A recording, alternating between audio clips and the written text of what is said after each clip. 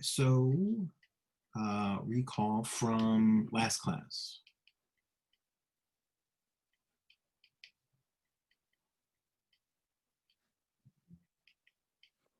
The three possible cases for a 2x2 system of linear equations. Okay, so we had these three possibilities. I'm just gonna, this is straight from last class, nothing new right now.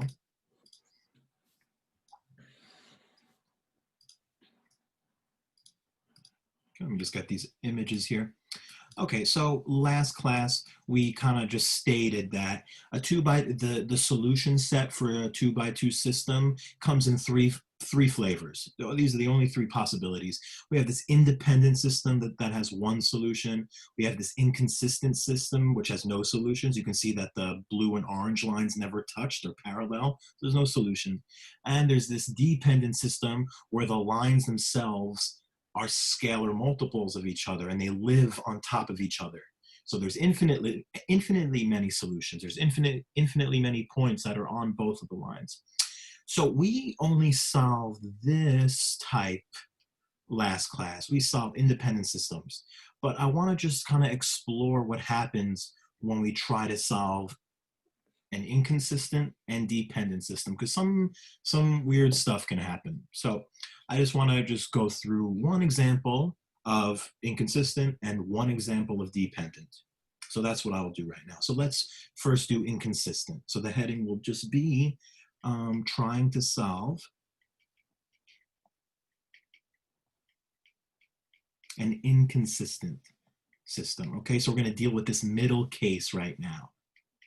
Okay, that's what we're going to be looking at.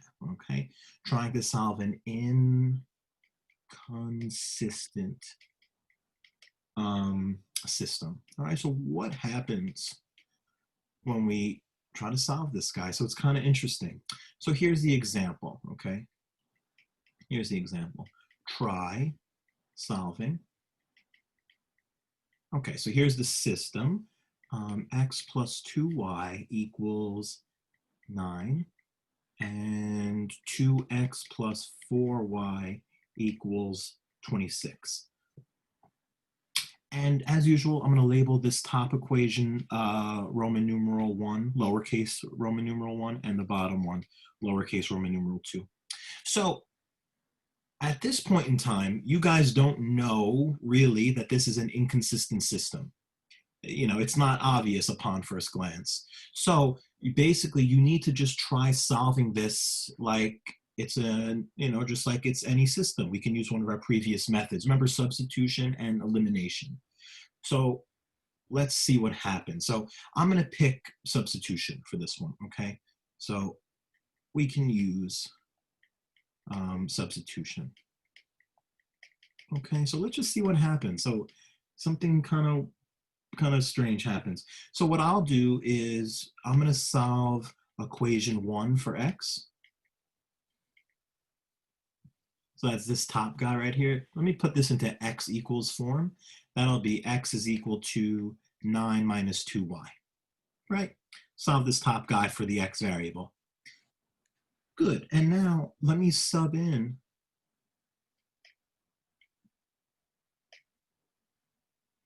let me sub in 9 minus 2y for x in equation 2. Okay, this is what we did for substitution. So I go to this guy, and wherever I see an x, I instead put 9 minus 2y. So I'm going to put 9 minus 2y right there.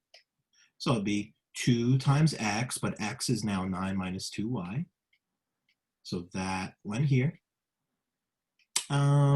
Plus 4y equals 26.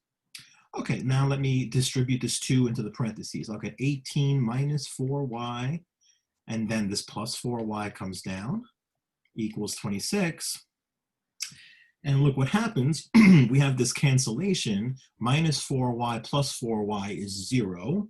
So the left-hand side is 18, and the right-hand side is 26. That should like ring a bell in your head like, whoa, 18 equals 26. That's obviously nonsense. So look, so this is what happens when when the system is inconsistent. You obtain a nonsensical mathematical statement. Okay, so let me just kind of write this. So we obtain the, well, I wrote here ridiculous. The ridiculous statement that 18 equals 26. And I hope you guys will agree that this is not a true, it's not true, right? Like 18 does not equal 26, which is never true.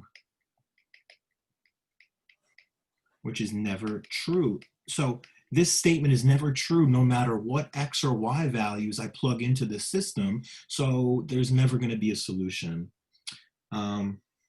So really the conclusion here is, so our solution, our system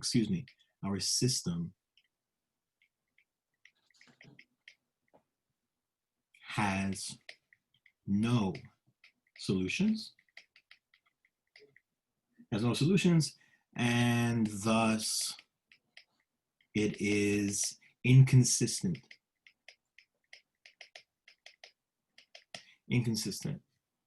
Okay, and it's inconsistent by definition. Okay, if it has no solutions, we call it inconsistent. All right, so just to recap, no matter what x or y values I plug into the system, I will never achieve that 18 equals 26, no matter what x values I plug into here. So that means really that there's no solutions. All right, so I do have a picture of this system. What does this system look like? Yeah, it's this one right here.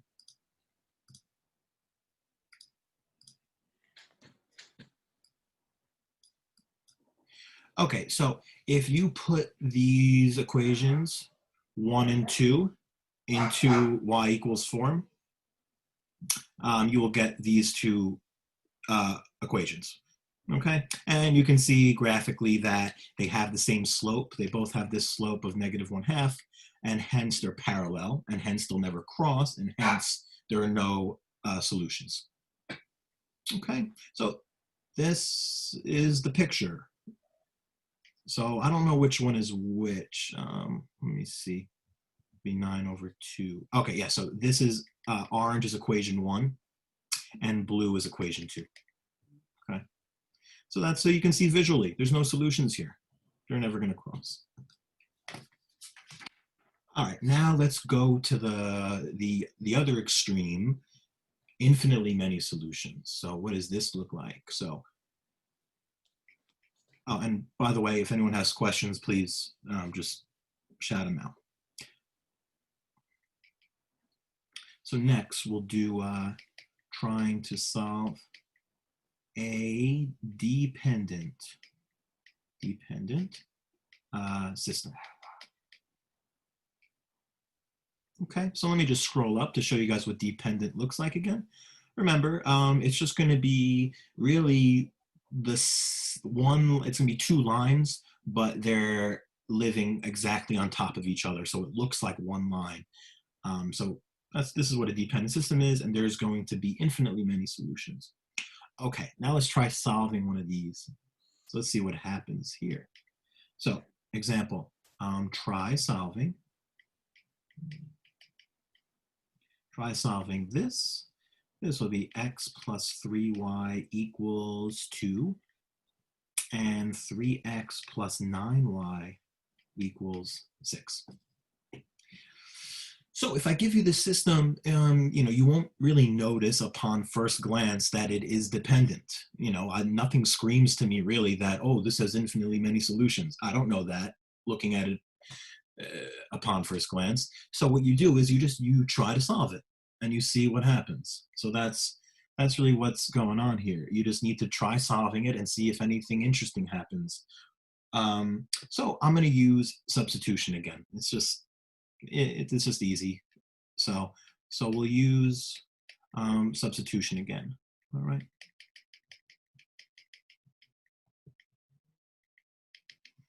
Okay, and again, let me just, I'll call this 1, I'll call this 2. Okay, so I'm going to solve 1 for x. I'm going to solve equation 1 for x. So I'll just put it in x equals form. So that'll be x is equal to 2 minus 3y. And then wherever I see an x in equation 2, I substitute in 2 minus 3y. So I'll have 3x, but x is now 2 minus 3y. So that went here. Plus 9y is equal to 6. All right, good. So now let's just do the algebra. What is this? 6 minus 9y. Yeah, 6 minus 9y plus 9y equals 6. And now there's kind of, yeah, so now the minus 9y and a plus 9y will reduce down to 0, and you get 6 is equal to 6. Well, this is always true. 6 is always equal to 6 because it's itself. So 6 equals 6. 6 equals 6 is always true. It's always true. So really what that means is no matter what x and y coordinates I put into here, you always obtain that 6 equals 6. So I'm not saying that every xy coordinate pair is a solution, but there's going to be infinitely many solutions because 6 is always equal to 6. Okay, so the conclusion here is this system has infinitely many solutions and is therefore, so what's the name that we gave this? Dependent. So it's dependent by definition because it has infinitely many solutions. That's how I'm getting dependent, because it satisfies the definition of being dependent. All right, and I do have a picture of this guy, so let's see what this one looks like.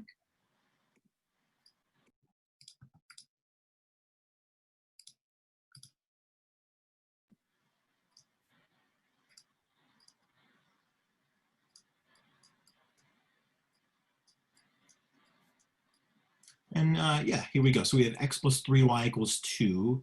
That was the top one. And we have 3x plus 9y equals 6. And these lines are multiples of each other. You can see that equation 2 is just equation 1 multiplied by 3. You multiply equation 1 by 3, you'll get equation 2. So it's just a stretching.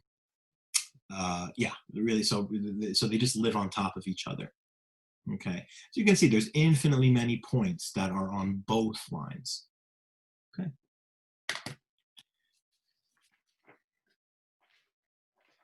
All right, so that's going to wrap up the 2 by 2 case. Okay, so any questions before we move on to 3 by 3?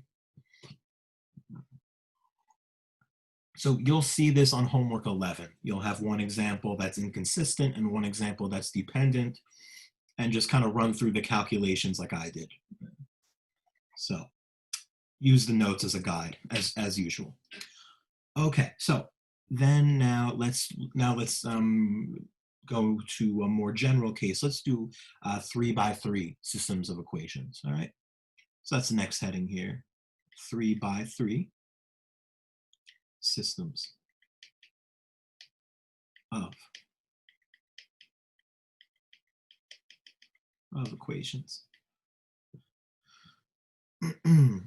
Okay, so let me just give you guys a definition, of course. What is a 3 by 3 system? A 3 by 3 system of linear equations. So we're always dealing with linear equations, okay? A 3 by 3 system of linear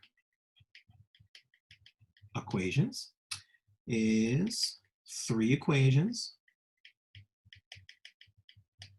in 3 variables.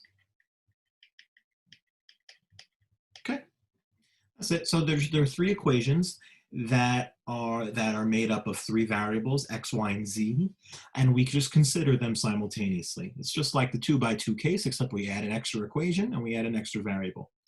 Here is an example of a 3 by 3 system. Here we go. X plus y plus z equals 2, 6x minus 4y plus 5z equals 31, 5x plus 2y plus 2z equals 13.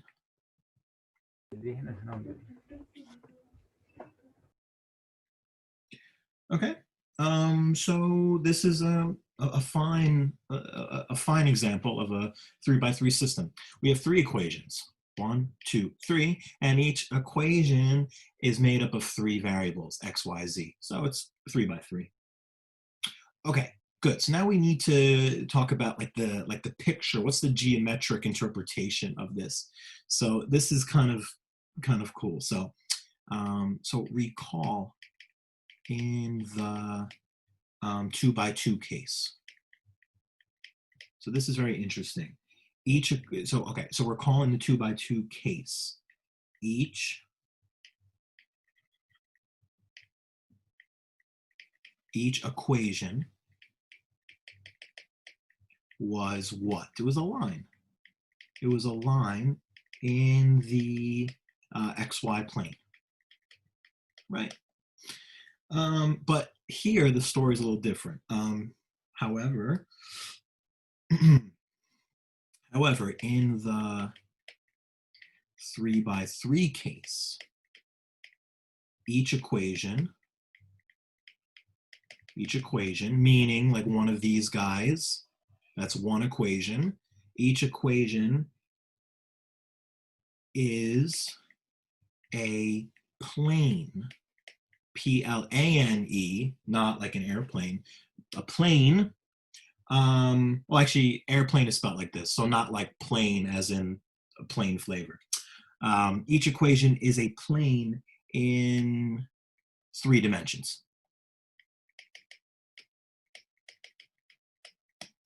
Okay, so what does this look like? What does a plane look like in 3 dimensions? So I have a picture of this. It's kind of cool.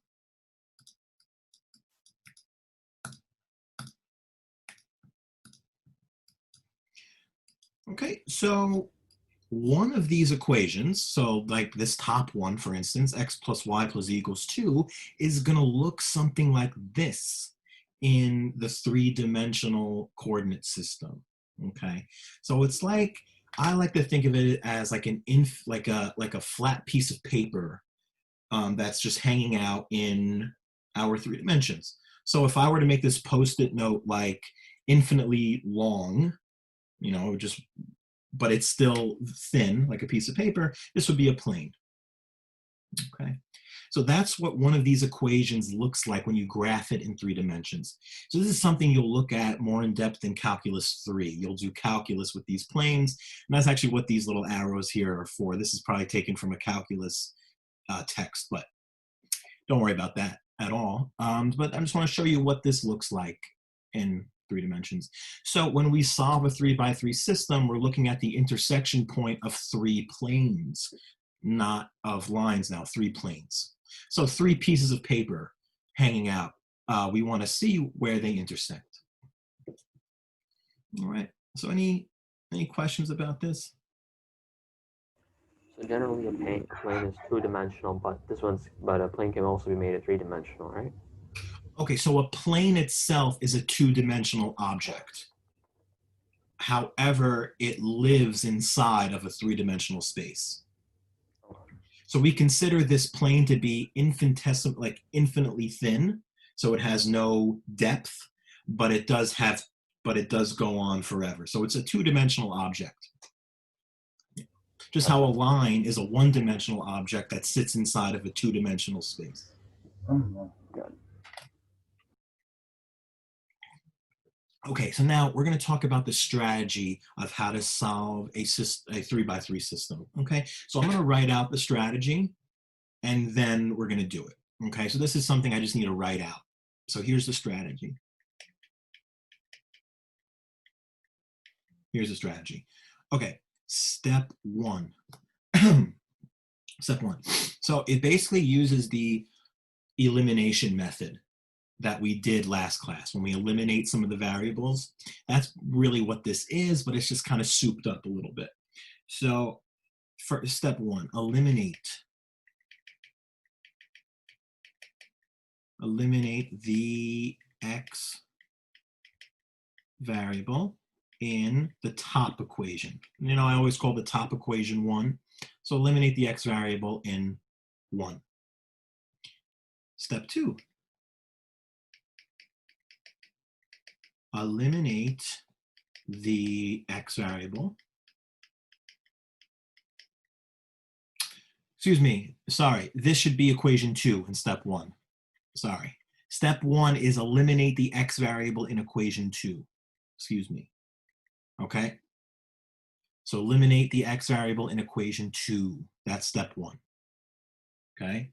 Second step, eliminate the x variable in equation 3. All right? Okay, step 3, eliminate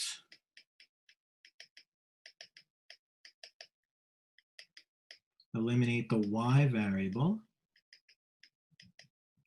in equation 3. Okay? So after you eliminate these variables in these equations, the system is now in something called upper triangular form, and I will explain that. The system is now in upper triangular form and looks like, okay, so this is actually a definition is actually cooked into step 4 here. So the system is now in upper triangular form and looks like this. It will look like this after steps 1 through 3. It will look like ax plus by plus cz equals capital D, fy plus hz equals capital G, and lz is equal to capital Q.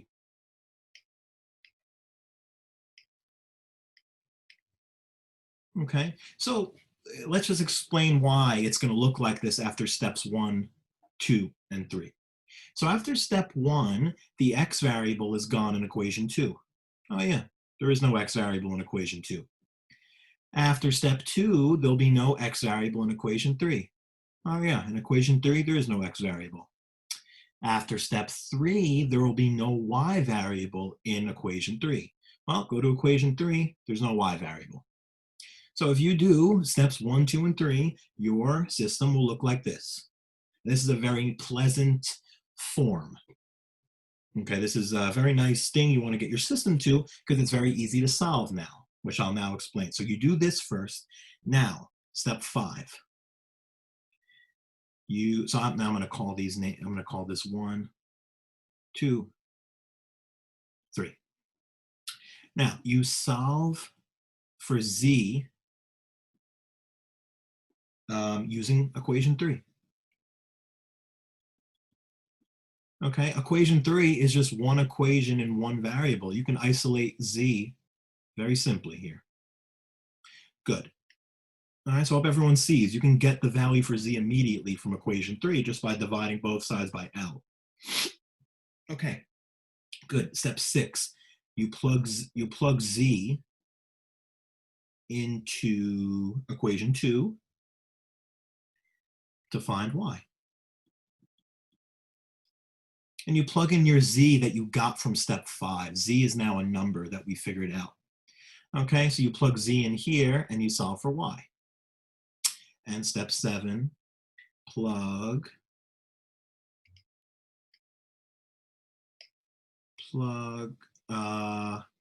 z and y into equation 1 to find x. And we'll know what y is at this point from step 6. So you plug in your figured out values for z and y into equation 1, solve for x.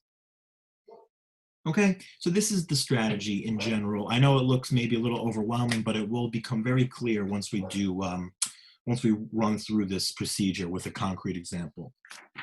Okay, now I just have some terminology, just some language stuff to attach to some of these steps. So I just want to get some definitions out of the way. So first definition, steps 5 through 7. So that's these steps right here, are called, so they have a special name, are called back substitution. Back substitution. Okay, so we just have some nice terminology that goes along with this procedure. All right, that's the first thing. And the next terminology, this whole procedure, is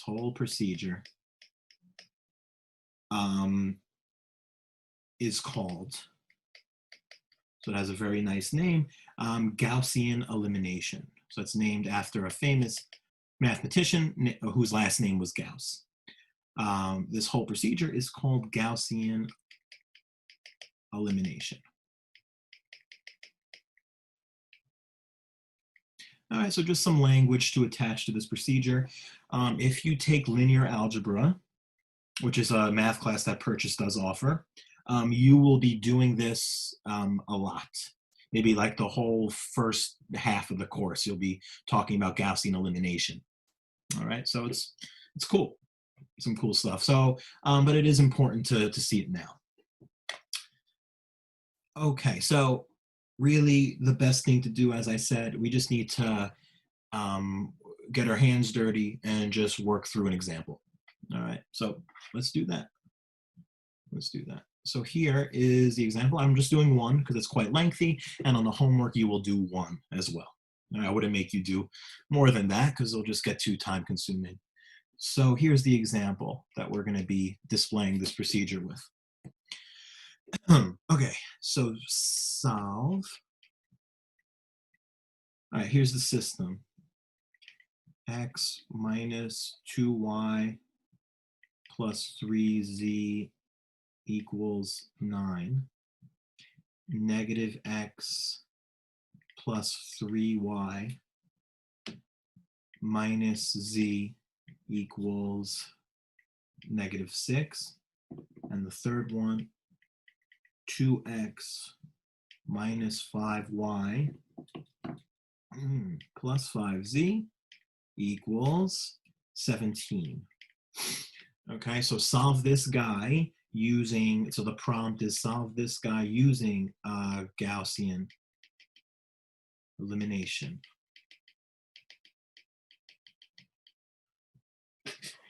All right, so that's the question. And I'm just gonna label these equations just like I always do. It's very useful.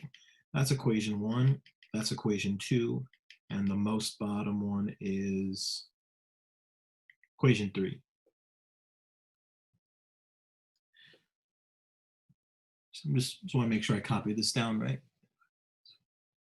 Yeah, looks good. Okay, so I'm going to follow the steps in order. So when I write number 1, that just means I'm referring to step 1 from the strategy above. All right, so what was step 1? Okay, I actually wrote it here. So step 1 is to eliminate x in equation 2. That was step 1.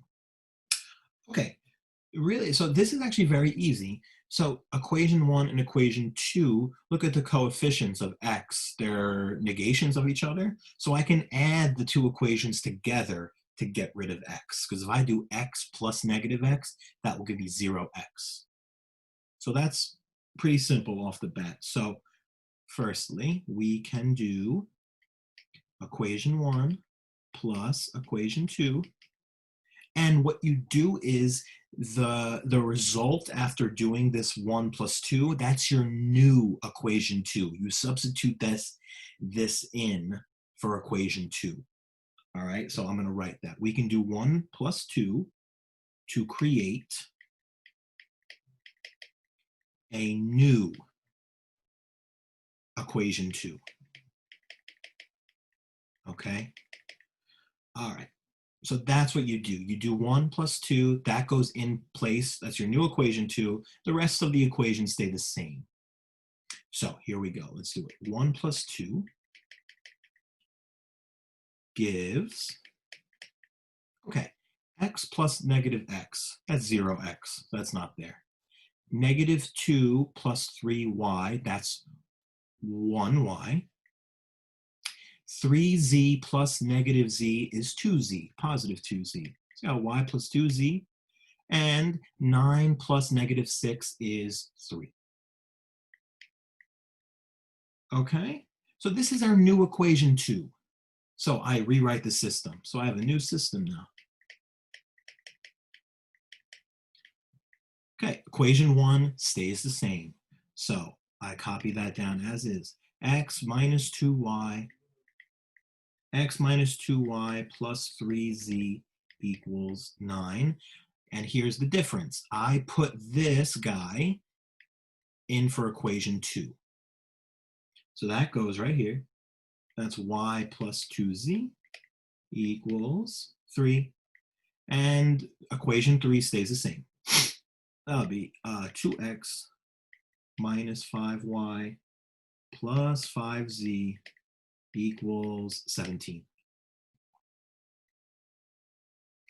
All right, so I hope everyone sees what I did. So just let me know if anything's confusing. All right.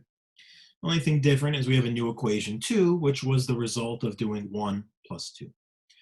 All right, good. So we have achieved step 1. There is no x variable in equation 2. Excellent. Now let's do the second step. The second step in the strategy is to eliminate x in equation 3. That was the second step. Okay, good. How can I get rid of this x here? I would like a coefficient of 2 in front of x here, and then subtract the two equations. Because if I have a 2x and I subtract the 2x, that will get rid of the x variable. So this is what you do. So you multiply the top equation by 2. So we can multiply equation 1 by 2, and then do 1 minus 2, okay? Because if I multiply equation 1 by 2, that creates a 2x up here.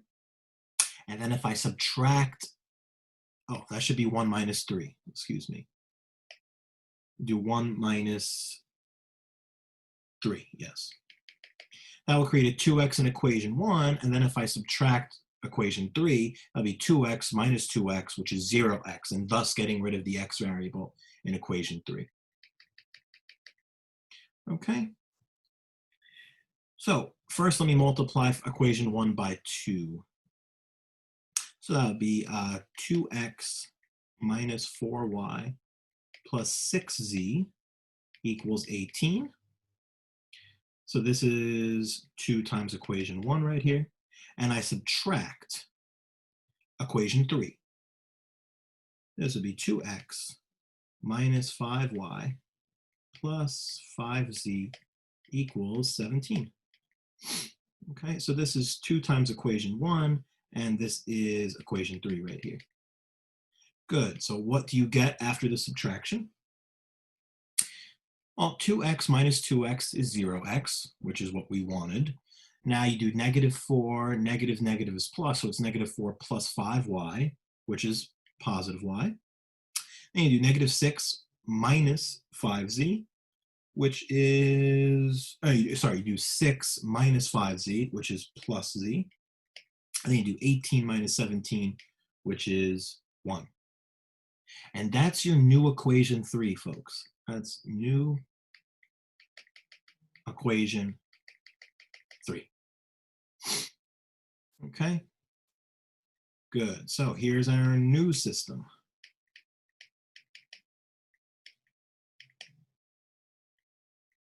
The new system. We'll have 2x minus 4y plus 6z equals 18. So I took 2 times equation 1 and I put it here. Now you put the equation 2 that was there already. That's y plus 2z equals 3. And now we place our new equation 3 in our new system. So we have y plus z equals 1. Okay, so here's our new system, and we're almost done here. Very close to being done. The third step now is we need to get rid of this y variable. Then it will be an upper triangular form. So that was step 3. Step 3 is to eliminate y in equation 3. All right, so that's equation 1, it's equation 2, it's equation 3. All righty, so how can I get rid of y in equation 3? You can multiply the second one by 4 and the third one by -4. Unless... that works, but that seems a little unnecessary because the coefficient of y in 2 and 3 is already the same.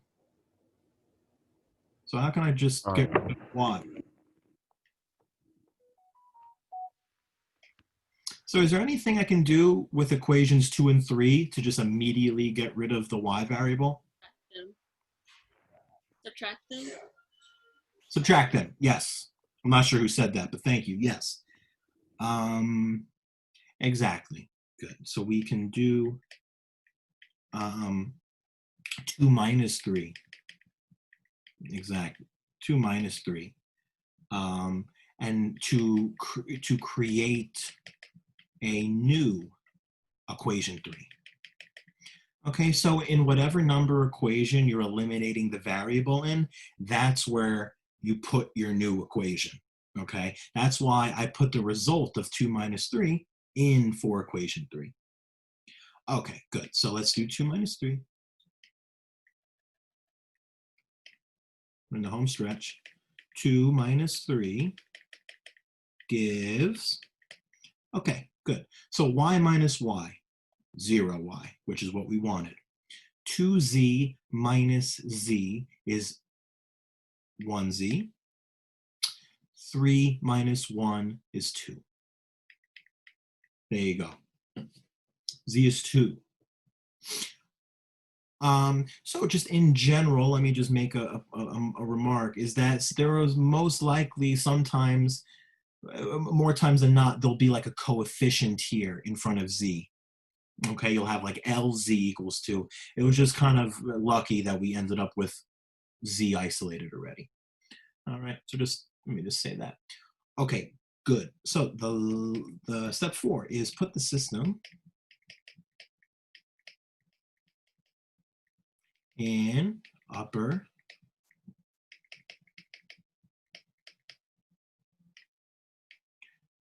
triangular form.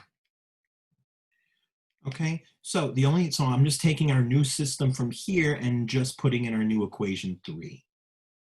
Okay, so here it is. It was 2x minus 4y plus 6z equals 18. Equation 2 was y plus 2z equals 3. And now here's our new equation 3. It's just z equals 2. That goes right here. Professor Roberts, just a quick question. Yeah. If we did have a coefficient in front of z, would we want to divide that coefficient on both sides to get z by itself, or? That would be step 5. So if I go to step 5 of the strategy, it says solve for z using 3. Got it. That's when you would divide by the coefficient. Yes. Thank you. So upper triangular form, don't solve for it just yet. Okay. So here it is. So this is very nice. This is upper triangular form. And in the language of linear algebra, this would be row echelon form. Well, almost that. It's close to that. So that's just a preview for linear algebra. Anyways, step 5 was you solve for z.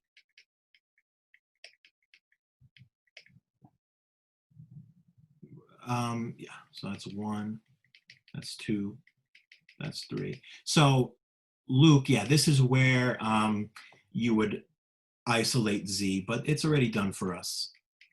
So that is nice, yeah. So that's z. We have our first part of the solution. Okay, step 6 is to solve for y. So here we're doing the back substitution part of the algorithm. So this is very easy. You sub in z equals 2 into equation 2. Okay, so I'll have y plus 2 times 2 is equal to 3. All right, so I took this guy, y plus 2z equals 3, and I inputted z equals 2. That one right there. And this is nice because we can solve for y immediately. So what is this? This is y plus 4 equals 3, and y is equal to -1. All right, so we're well on our way here. Final step is solve for x. Solve for x. So this is now where you substitute in our z and y values that we figured out already. So you sub in z equals 2, sorry, let me just rewrite that. Sub in z equals 2 and y equals -1 into equation 1. Okay, so this is back substitution. You're kind of going backwards up your system. So this is not bad. So it's 2x minus 4y. So I replace y with -1. That's going right there. Plus 6z. So plus 6 times 2. And what's that equal to? 18. Yeah, 18. All right, good. So just solve this equation. This is a linear equation in just the x variable. So what is this? This is 2x plus 4 plus 12 is equal to 18. 4 plus 12 is 16. Subtract 16 from both sides, you'll get 2x is equal to 2. And this is x is equal to 1. And there we have it. We have our solution. So our solution. So just recall, I like to compile all of our solutions into a coordinate triple now. So the first coordinate is x, so it's 1, comma. The second coordinate's y, so that's -1. And the z coordinate is the third guy, so it's 1, -1, 2. So look, this is just x, comma, y, comma, z. All right, I would prefer just to put your solution like this.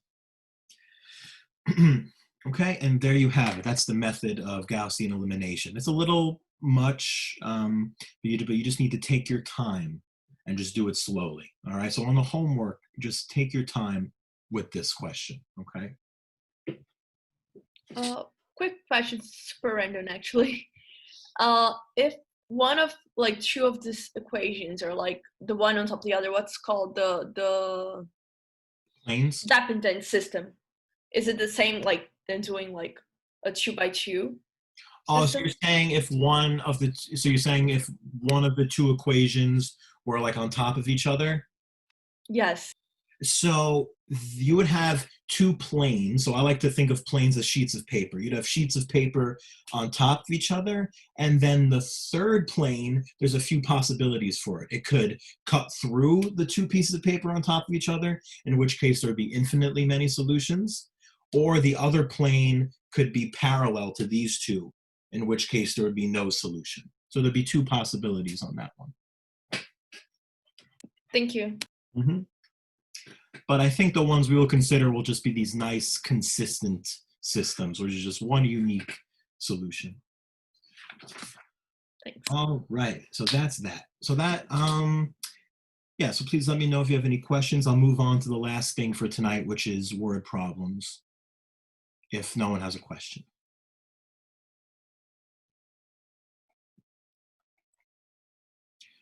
Okay, so the last thing we'll do, applications. This is kind of like some real world applications.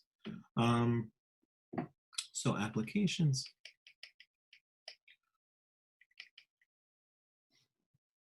In solving word problems. All right, we're just going to do one word problem. So I have it typed out already.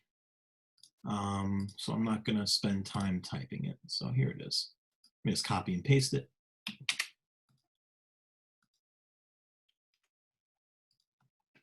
All right, so we're just going to solve this word problem, and you'll see that we're going to use our methods of linear equations when we solve this. So it's kind of cool. All right, so let me just read this, and I'll highlight information as I read. So there were 130 faculty consisting of both math and chemistry professors at a meeting, okay? There were 18 more math professors than there were chemistry professors, okay? Here's the prompt. Model this situation using a system of linear equations, and then solve your system to figure out how many math professors and chemistry professors attended. So this involves us to construct a system, okay? We need to actually produce equations that we want to solve, okay? So I'm gonna start it off, and then maybe some of you guys can help me out. So here's how I will start. I will let M equal number of math professors, and I will let C equal number of chem professors. Okay, good. So we have two things really. We have the fact that there was 130 faculty in total, and there were 18 more math professors than there were chemistry professors. Let's just talk about 130 faculty in total.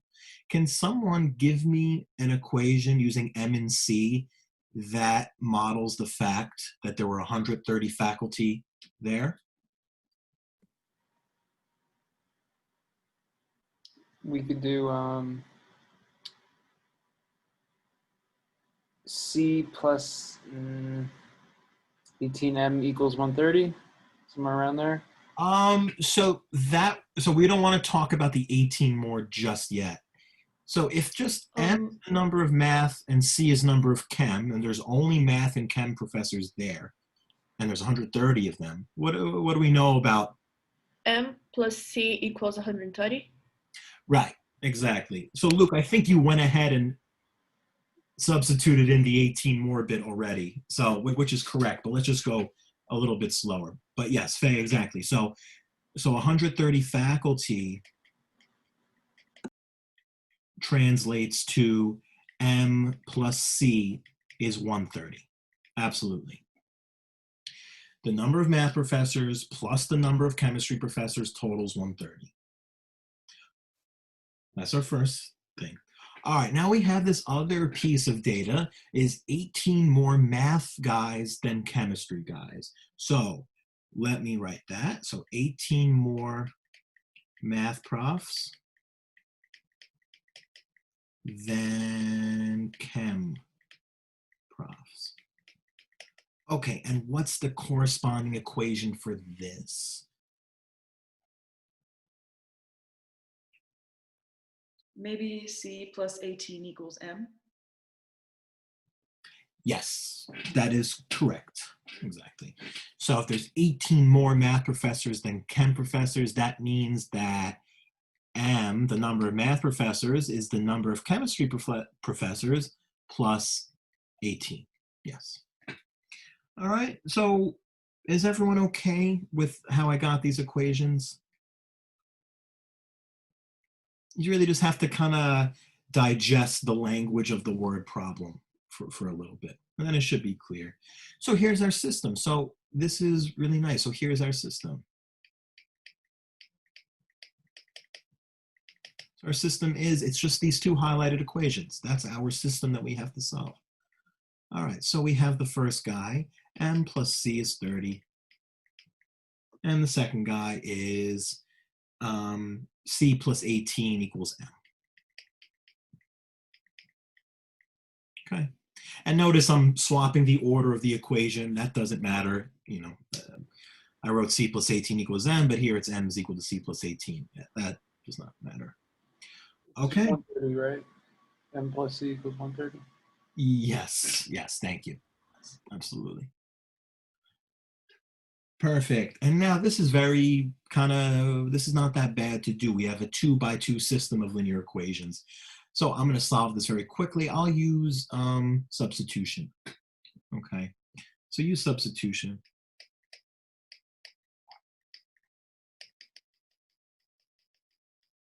Use substitution. So what did I do here? C plus 18 plus C is 130. Right. So if M is C plus 18, I'm going to substitute that in right there. So I'm going to do, I'll have C plus 18, that's M, plus C is equal to 130. All right, so I'm kind of skipping. I'm moving a little fast with the substitution. Good, so what is this? This is 2C plus 18 is 130, which is now 2C is equal to 112, and C is 56. Good. And you can substitute this into either one of the two equations. So which one did I do?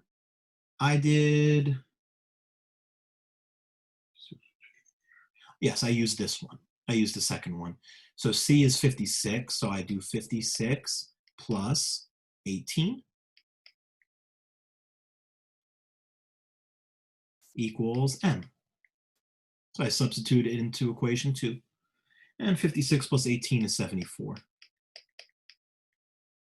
And that's really going to be it. So just to put it all together, number of chem is 56, and number of math is 74.